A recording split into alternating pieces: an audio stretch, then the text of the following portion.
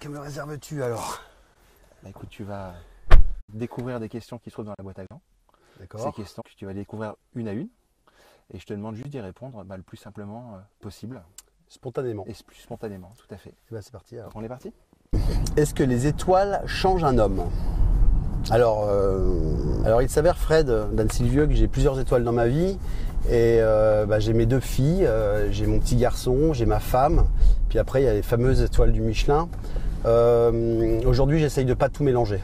C'est vrai qu'il y a cette reconnaissance d'un guide qui certainement fait avancer le cuisinier.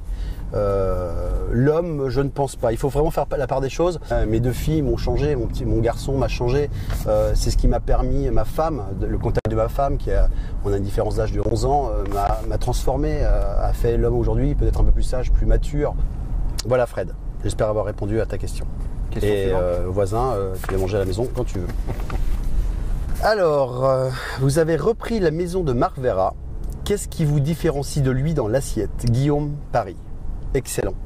Ah, t'as gardé en fait j'ai quelques voulu plats rassurer tout le monde, dont lui. Parce que lui-même m'a posé, bon alors c'est bien, tu reprends la baraque, comment tu vas faire? Parce que nous on était quand même 60, et toi tu vas être 4 en cuisine, 4 en salle.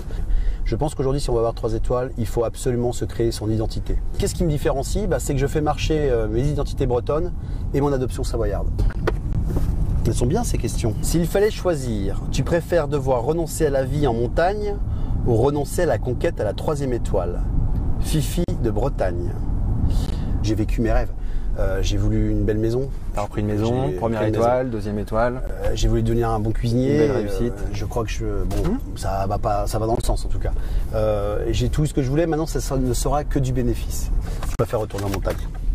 Mais attends, pas cracher dessus non plus, hein, parce que ceux qui ont eu 3 étoiles, c'est l'au-delà, hein, c'est des seigneurs. Hein. Ah bah oui.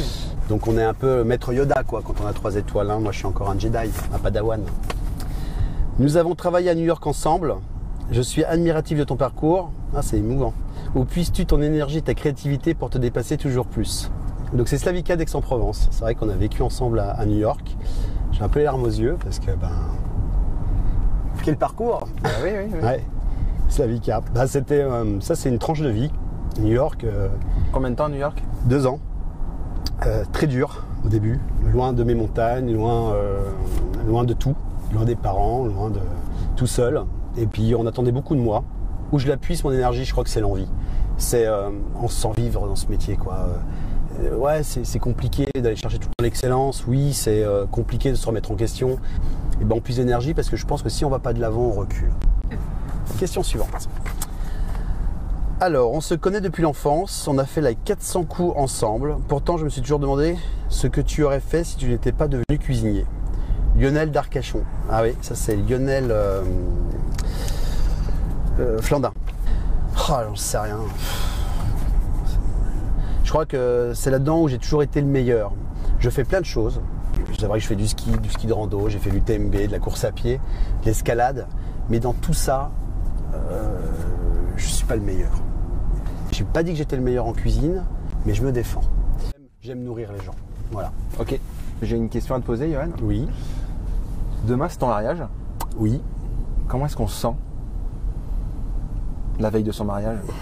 J'imagine même pas ce que ça va être parce que c'est le moment, je pense, le plus fort d'une vie, quoi. À part les enfants, on pleure pour une étoile Michelin, on pleure quand on la perd, on pleure quand on a un enfant.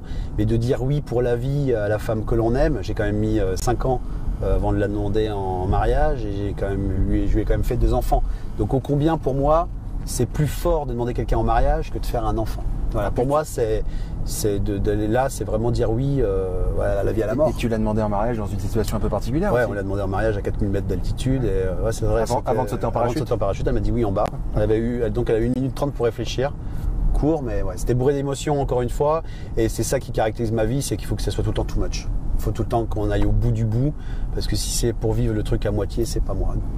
On a pour habitude dans un bout de chemin de terminer la rencontre avec une chanson. Oui. Puis tu vas me dire à quoi elle correspond cette chanson pour toi. Me faire chier. Ce qu'elle représente. Je sais pas.